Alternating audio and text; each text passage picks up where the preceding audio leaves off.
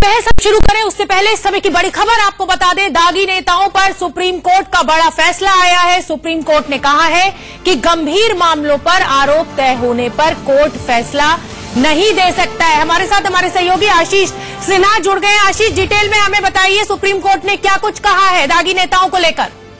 देखिए, supreme court के सामने ये मामला था कि अगर किसी गंभीर अपराध में जिसमें सजा 5 साल से ज्यादा की हो और अगर ऐसे मामलों में कोई आरोप तय होते हैं किसी व्यक्ति पर, तो क्या उसे चुनाव लड़ने दिया जा सकता है। सुप्रीम कोर्ट ने कहा कि हम ये तय नहीं कर सकते।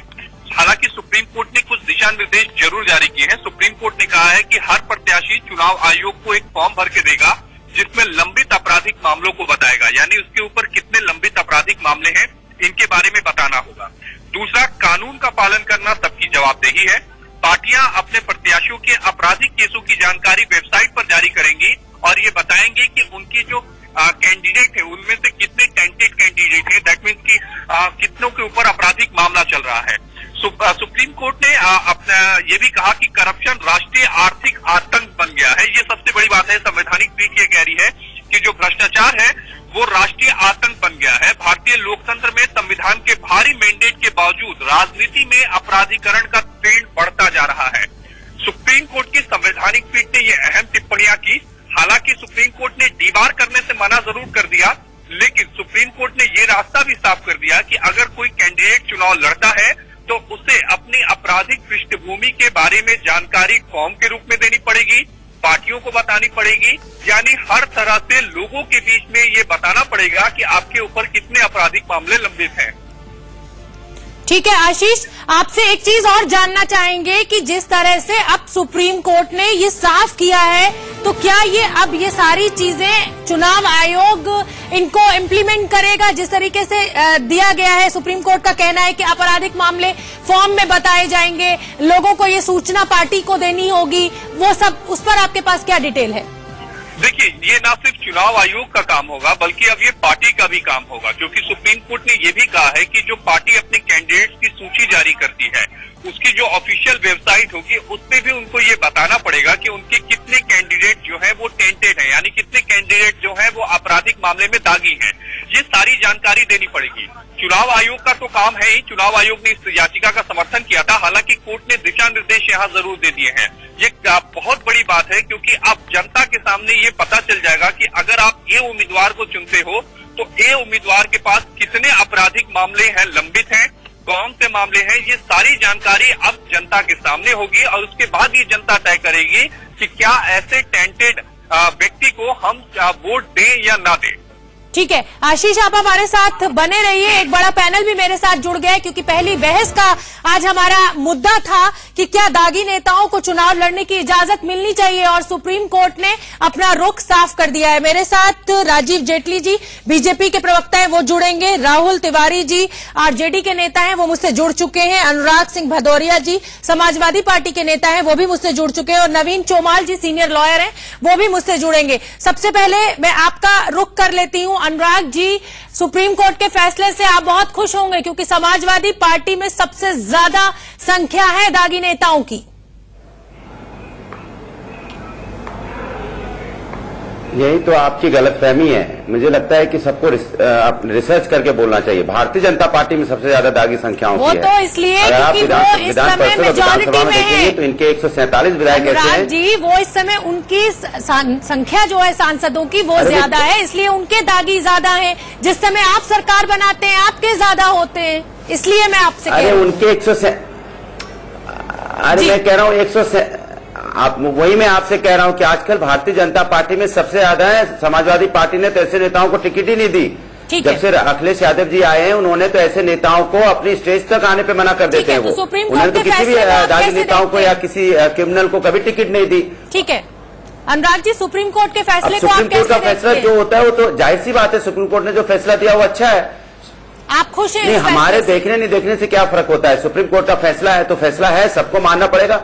हम तो वैसे ही क्रिमिनल नेताओं को बढ़ावा नहीं देते, हम तो वैसे ही उनको टिकट नहीं देते, तो हमारे लिए तो अच्छा ही है। चलिए, ये तो भारतीय जनता पार्टी सोचे जो हमेशा क्रिमिनल का साथ देती है। 147 उनके विधायक हैं ऑलरेडी, तो उनको इसके बारे में सोचना चाहिए कि वो क्रिमिनल्स को क्यों बढ़ावा देती है, क्यों उनको टिकट देती है। ये तकलीफ आज भारतीय जनता पार्टी को जरूर हुई होगी। उन्हें लगा होगा कि भाई हम जिस तरह से राजनीति करते हैं, हमेशा गुंडागर्दी की राजनीति वो करते आए, हमेशा दबंगों को अपने साथ लेके वो हमेशा तोड़फोड़ की राजनीति करते हैं। अब उनको एहसास होगा कि राजनीति अब इस देश और प्रदेश में नहीं चलेगी। हमेशा ऐसी राजनीति तो करते आए हैं वो, योगी कभी धर्म के नाम पे, कभी जात के नाम पे दंगा कराना। हो गए।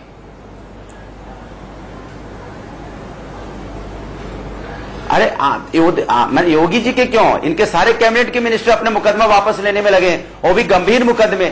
तो मैं कहता हूं ऐसे लोग जहां चीफ मिनिस्टर अपना मुकदमा वापस ले रहे हो, दूसरों को क्या न्याय देंगे? ये अपने आप को ही न्याय देने में लगे हैं। ये तो इस बात के लिए सरकार में आए कि जल्दी से जल्दी सारे मुकदमे सबके वापस कर लो और पाक साफ हो जाओ, फिर कुछ गलतियां कर लो, फिर जल्दी से वापस कर लो। अनुराग जी आप हमारे साथ बने रहिए। इस समय हमारे साथ फोन लाइन पे अश्विनी उपाध्याय जी जुड़ गए हैं, जो कि याचिकाकर्ता थे इस पूरे मामले में। अश्विनी जी, क्या रिएक्शन है आपका सुप्रीम कोर्ट के इस फैसले पर?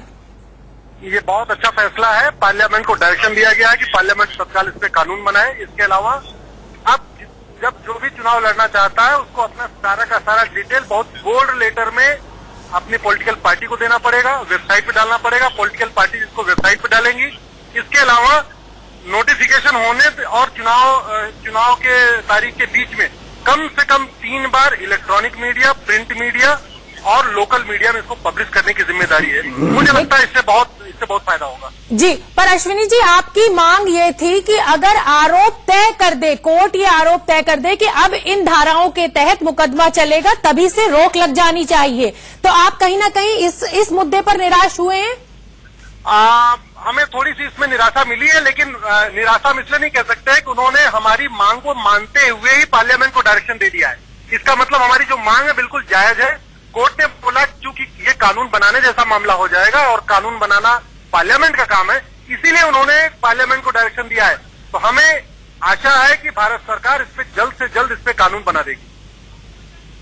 अश्विनी जी, आपसे एक छोटी सी बात हम और जानना चाहेंगे कि लगातार केंद्र की तरफ से ये कहा जा रहा था कि भाई संसद का अधिकार है कानून बनाना, सुप्रीम कोर्ट की जो पावर्स हैं वो लिमिटेड हैं। तो आज कहीं ना कहीं वो फैसले में साफ भी हो गया है। बिल्कुल स्पष्ट हो गया। जो केंद्र सरकार ने कहा था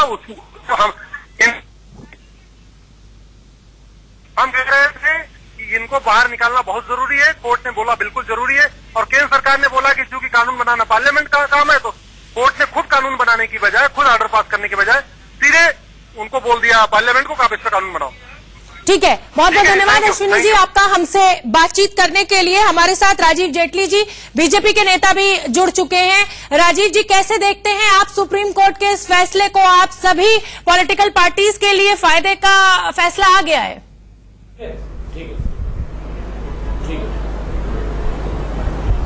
देखिए, पहली बात यही है कि सुप्रीम कोर्ट के हर फैसले का स्वागत किया जाता है। सुप्रीम कोर्ट जो भी निर्णय लेता है वो हमारी जरूरतों, जनता की जरूरतों, जनता की भावनाओं को ध्यान में रखते हुए करता है। हर कोई चाहता है कि राजनीति साफ छवि के लोग राजनीति के अंदर आए और राजनीति भी साफ छवि की हो। और बहुत सारी बातें आपने देखी होंगी, खासतौर पर जब हम रीजनल पार्टियों की बात करते हैं तो दबंगई उनका सबसे बड़ा स्तंभ रहता है राजनीति करने का। और बहुत बड़े स्तर पर आपने देखा होगा कि बहुत गंभीर मामलों में जिनके ऊपर कई बार हत्या और बलात्कार जैसे मामले भी होते हैं और वो राजनीतिक पार्टियों में सर्वाइवल का राजीव जी एक तरह से देखा जाए तो सुप्रीम कोर्ट ने इशारों में सभी पॉलिटिकल पार्टीज को फटकार लगाई है कि जो काम आपको करना चाहिए वो हमें करना पड़ रहा है। हम जो कानून बनाना हमारे अधिकार क्षेत्र में नहीं है, संसद का काम है, लेकिन आप इतने दागी नेताओं को संसद में पहुंचा देते हैं जिससे कि जिस चीजों पर कानून बनना चाहिए वही चीजें बिगड़ जाती हैं। लोगों को विश्वास कैसे आपके ऊपर पैदा हो?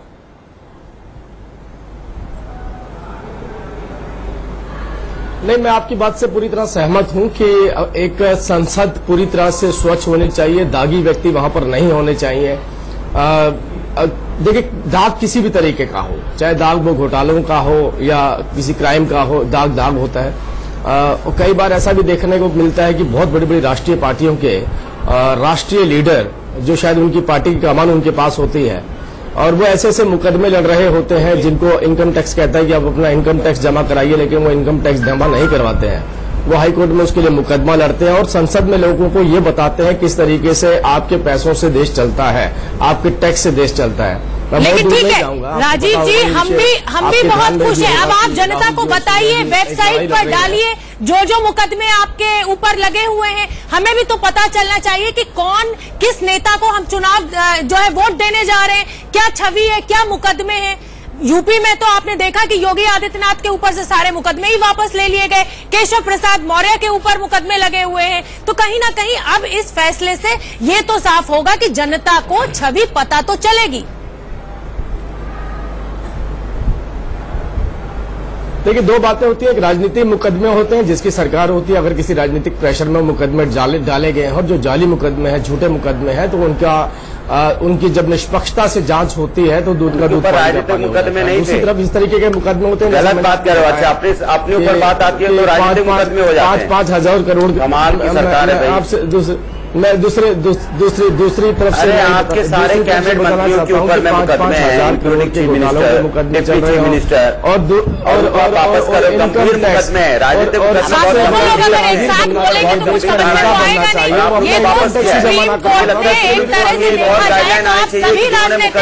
किए, उनके ऊपर राजनीतिक दलों को डंडा मारा है। हमारे साथ राहुल तिवारी जी भी हैं। चीफ मिनिस्टर अपने मुकदमे वापस कर रहे हैं, उनके ऊपर दोबारा से लगना चाहिए। ऐसा भी एक गाइडलाइन आ जाए तो ज्यादा अच्छा हो। जी जी जी, हमारे साथ आरजेडी के नेता राहुल तिवारी जी भी जुड़े हुए हैं। उनका तो मुझे लगता है एक भी नेता चुनाव नहीं लड़ पाएगा। अच्छा ठीक है, ये जो बड़ा फैसला सुप्रीम कोर्ट की तरफ से आया है, जिस तरह से सभी राजनीतिक दलों को इशारों में फटकार लगाई है, तमाम वकीलों के रिएक्शंस आने लगे, वो आपको सुनवा देते हैं। आप एक कानून बनाइए जिससे राजनीति का अपराधीकरण और राजनीति का भ्रष्टाचार रोका जा सके। इसके अलावा सुप्रीम कोर्ट ने जो बहुत महत्वपूर्ण 3 डायरेक्शन दिया है इलेक्शन कमीशन को, उसमें यह कहा गया है कि सभी जो चुनाव लड़ने के लिए कैंडिडेट हैं वो अपना डिटेल इलेक्शन कमीशन को देंगे, इलेक्शन कमीशन अपने वेबसाइट पे डालेगा। इसके अलावा जो चुनाव लड़ना चाहते हैं वो अपना डिटेल अपराध का ब्यौरा अपनी पॉलिटिकल पार्टी को देंगे, पॉलिटिकल पार्टी उसको अपने वेबसाइट पे डालेगी। इसके अलावा पॉलिटिकल पार्टी अपराध का विस्तृत ब्यौरा इलेक्ट्रॉनिक मीडिया, प्रिंट मीडिया और लोकल मीडिया में चुनाव की तारीख से पहले कम से कम 3 बार पब्लिश करेंगे, जिससे आम जनता, गरीब जनता, पूरे देश के लोगों को पता चले कि पॉलिटिकल पार्टियों ने कैसे लोगों को टिकट दिया है। मुझे लगता है राजनीति के स्वच्छ करने में ये बहुत महत्वपूर्ण सुप्रीम कोर्ट का फैसला है और हम आशा करते हैं कि पार्लियामेंट बहुत जल्द से जल्द ये 70 साल पुराने जो हमारा कानून है आरपीए 1950 इसको बदलेगा और सुप्रीम कोर्ट की भावना के अनुसार, आम जनता की भावना के अनुसार तत्काल एक कठोर कानून बनाएगा जिससे लालू, चौटाला, कोड़ा, कलमाड़ी जैसे लोग राजनीति से बाहर जाएं, अच्छे और ईमानदार लोग लोकसभा और विधानसभा में आए, क्योंकि लोकसभा और विधानसभा लोकतंत्र का मंदिर है। लोकतंत्र के मंदिर में दागियों को बिल्कुल जगह नहीं मिलनी चाहिए। तो सुप्रीम कोर्ट ने एक बड़ा ही ऐतिहासिक फैसला सुनाया है। साफ साफ राजनीतिक दलों को कहा है कि जो भी जिनको आप टिकट देते हैं, चुनाव लड़ने का टिकट देते हैं, उन दागी नेताओं की जो अपराध की लिस्ट है वो आपको अपनी वेबसाइट पर डालनी होगी। सुप्रीम कोर्ट की संवैधानिक पीठ का बड़ा फैसला। हमारे साथ हमारे सहयोगी राहुल गौतम भी जुड़ गए हैं। राहुल, एक बहुत ऐतिहासिक फैसला है। हालांकि साफ साफ कहा है कि कानून बनाना संसद का काम है, लेकिन जिस तरीके के इंस्ट्रक्शंस, जिस तरीके की गाइडलाइन सुप्रीम कोर्ट ने दी है वो बहुत ऐतिहासिक है कि आइए अब अपनी वेबसाइट पर डालिए, लोगों को बताइए कि ये जो जिसको आप खड़ा कर रहे हैं वो दागदार है, उसके ऊपर मुकदमे दर्ज हैं। बताइए राहुल। बिल्कुल सही कहा आपने, बहुत बड़ा फैसला ये सुप्रीम कोर्ट का, जिसमें उन्होंने साफ तौर पे कहा है कि वो इसमें कानून तो नहीं बना सकते क्योंकि कानून बनाने का काम सिर्फ पार्लियामेंट का होता है, लेकिन 3 गाइडलाइन जो मेन गाइडलाइन उन्होंने इशू की हैं। पहली है कि जो भी कोई कैंडिडेट चुनाव लड़ने से पहले उसको एक पूरा एक फॉर्म दिया जाएगा जिसको इलेक्शन कमीशन को उसको भरना होगा, जिसमें उसको सारे के सारे क्रिमिनल जितने भी उसके केसेस पेंडिंग हैं उसके बारे में एक डिटेल्ड ब्यौरा देना पड़ेगा। इसके अलावा जो पॉलिटिकल पार्टी उसको टिकट देना चाहती है वो भी अपनी वेबसाइट के ऊपर साझा करे जनता के साथ कि कितने केसेस पेंडिंग है, जाहिर तौर पे जो सुप्रीम कोर्ट है कह सकते हैं कि लोक लज्जा, जो भी लोग जो कि दागी हैं उनके बारे में लोग जनता जान सके और उसके बाद डिसाइड करे कि इन लोगों को वोट डालना है या नहीं डालना है। मैं आपको रफली एक फिगर दे दूं कि तकरीबन 1800 पब्लिक रिप्रेजेंटेटिव हैं, मतलब हर तीसरा नेता जो कि इस कंट्री के अंदर पब्लिक ऑफिस होल्ड करता है लोगों की भलाई के लिए, उस पर खुद मुकदमे चल रहे हैं। तो आप समझ सकती हैं कितनी खराब स्थिति है हमारी पॉलिटी की। बिल्कुल ठीक कह रहे हैं राहुल आप। लोकसभा में 186 सांसद ऐसे हैं जिन पर आपराधिक मामले हैं, जो कुल सांसदों का 36% है। आरजेडी के नेता राहुल तिवारी जी भी मेरे साथ जुड़े हैं। राहुल जी, आप लोगों के लिए तो खुशी की खबर है कि सिर्फ डिक्लेयर करना होगा, लेकिन ये समझ लीजिए कि सुप्रीम कोर्ट ने अब साफ साफ कह दिया है कि अब जनता को आपका कत्था चिट्ठा पता चलेगा, आपको अपनी वेबसाइट पर देना होगा। तो आप तो खुश होंगे इस फैसले से सुप्रीम कोर्ट के?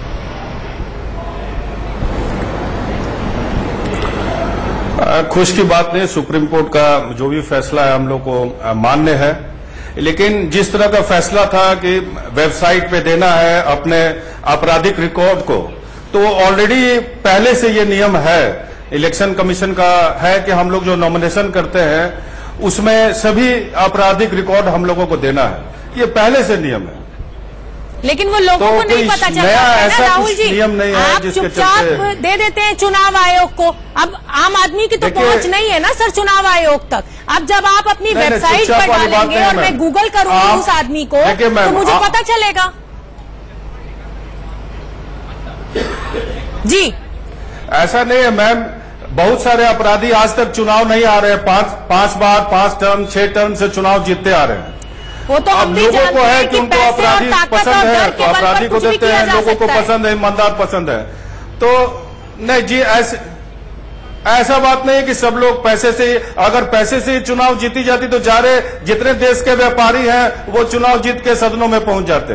कई कारण होते हैं, कई फैक्टर्स होते हैं सर, डर भी होता है। ये बात जरूर है कि देश में भ्रष्टाचार काफी बढ़ गया है, डर होता है जनता में। डर वाले एक आम आदमी, बेचारा गरीब आदमी, किसको मरने का शौक है? बिल्कुल गरीबों में जो पिछड़े क्लास के लोग हैं। क्या, चलिए ठीक है, राजीव जी आपसे जानना चाहूंगी कि क्या पिछड़े क्लास है, जो कमजोर तबके हैं, उनको डराया जा सकता है। ठीक है, चलिए ठीक है, अनुराग जी बने रहिए आप हमारे साथ, राहुल जी आप भी बने रहिए।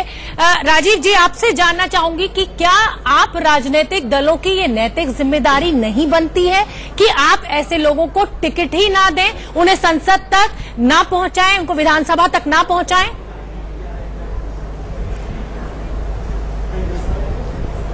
देखिए, बहुत महत्वपूर्ण बात है, थोड़ी बात की गंभीरता के ऊपर चर्चा होनी चाहिए कि राजनीतिक पार्टियों के अंदर किसके ऊपर मुकदमा है, किसके ऊपर आपराधिक मुकदमा है, ये मैटर नहीं करता। मैटर ये करता है कि वो राजनीतिक पार्टी चला कौन रहा है।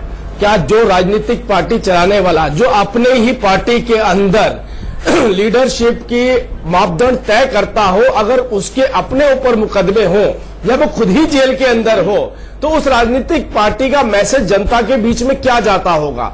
एक ये बात बहुत इंपॉर्टेंट है जो आपने बात रखी कि हर किसी को, हर राजनीतिक पार्टी को विचार करना चाहिए कि हमारी राजनीतिक पार्टी में कोई भी ऐसा व्यक्ति ना हो जो उसके ऊपर भ्रष्टाचार के मुकदमे हो, जो खुद लड़ाई लड़ रहा हो, देश के संसाधन यूज करता हो लेकिन देश में टैक्स न चुकाता हो। इस तरीके के नेता जो अपनी राजनीतिक पार्टी का नेतृत्व करते हैं, उनसे बड़ा कोई नहीं है। उस राजनीतिक पार्टी को चलाना ही उन लोगों ने होता है। अगर उनके खुद के खिलाफ मुकदमे होंगे तो क्या आप मानते हैं कि वो अपनी राजनीतिक पार्टी के अपने शीर्ष नेतृत्व को बदलेंगे?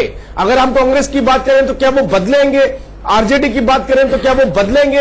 अगर मुलायम जी की बात करें तो क्या वो बदलेंगे? मायावती जी खुद बदली जाएंगी?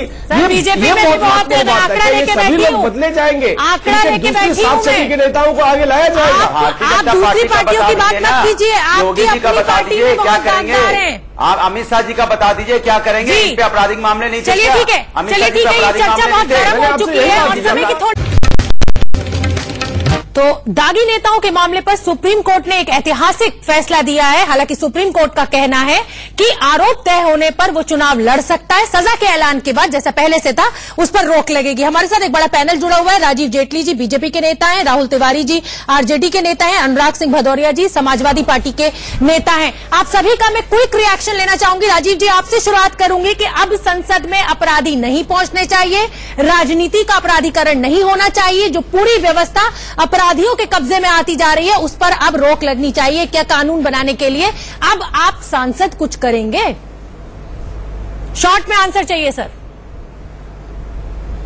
हाँ बिल्कुल, देखिए जब भी सुप्रीम कोर्ट ने जब भी कोई निर्णय लिया SC/ST एक्ट के ऊपर हमने कानून बनाया, बावजूद उसके कि सुप्रीम कोर्ट का निर्णय अलग था, लेकिन SC/ST एक्ट में दलित समाज के अधिकारों का हनन ना हो इसके लिए भारतीय जनता पार्टी ने कानून बनाया। मैंने आपसे कहा हमने फैसले को पलटा क्योंकि वो दलित समाज के अधिकारों का हनन उसमें हो रहा था, उनके अधिकारों का हनन ना हो इसलिए हमने कानून बनाया। क्योंकि ये फैसला भी एक जन कल्याण के लिए है और जन कल्याण के जो भी फैसला होगा उसमें सरकार हमेशा सुप्रीम कोर्ट के साथ रहेगी। ठीक है। बार बार सुप्रीम कोर्ट के कानूनों की अवहेलना बहुत सारी राजनीतिक पार्टियों द्वारा हुई जब उनके व्यक्तिगत स्वार्थ थे, लेकिन जब सामाजिक तौर पर समाज को आगे ले जाने की बात आती है तो हमने कानून बनाए भी है सुप्रीम कोर्ट के फैसले के। चलिए सर, हम भी उम्मीद करेंगे आप पूरा बहुमत में बैठे हुए हैं और जिसे कहा जाए कि 3/4 हिंदुस्तान पे आपका राज है, तो उम्मीद करेंगे हम आपसे। अनुराग जी आपका रिएक्शन चाहूंगी मैं। क्या संसद में अपराधीकरण अब रुकेगा, राजनीतिक अपराधीकरण रुकेगा? मुझे तो लगता है कि भारतीय जनता अब बिल्कुल राजनीति में अपराधीकरण रोकना चाहिए। भारतीय जनता पार्टी को अपने नेताओं जो मुकदमे वापस ले लें उसकी भी कानून बनाना चाहिए। सुप्रीम कोर्ट का एक ऑर्डर आना चाहिए जो लोग चीफ मिनिस्टर और डिप्टी चीफ मिनिस्टर, मुझे तो लगता है कि भारतीय जनता अब बिल्कुल राजनीति में अपराधीकरण रोकना चाहिए। भारतीय जनता पार्टी को अपने नेताओं जो मुकदमे वापस ले लें उसकी भी कानून बनाना चाहिए। सुप्रीम कोर्ट का एक ऑर्डर आना चाहिए जो लोग चीफ मिनिस्टर और डिप्टी चीफ मिनिस्टर हों और कैबिनेट में भारत सरकार के कैबिनेट मंत्री हों, अपना मुकदमा अगर वापस ले रहे हैं तो मुकदमा वापस नहीं होना चाहिए। इसका भी एक हमें लगता है कि एक रूलिंग आनी चाहिए। ठीक है, बीजेपी की जिम्मेदारी है क्योंकि सरकार उनकी है। अनुराग जी समय की पाबंदी है। राहुल जी आपका रिएक्शन चाहूंगी। राजनीतिक अपराधीकरण रुकेगा?